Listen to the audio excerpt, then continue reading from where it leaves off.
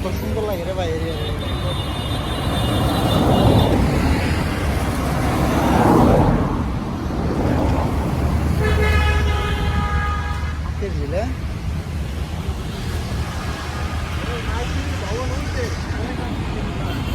এটা কার ভবন?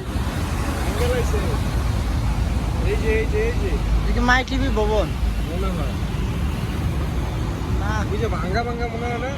মাই টিভির ভবন এদিকেই ছিল।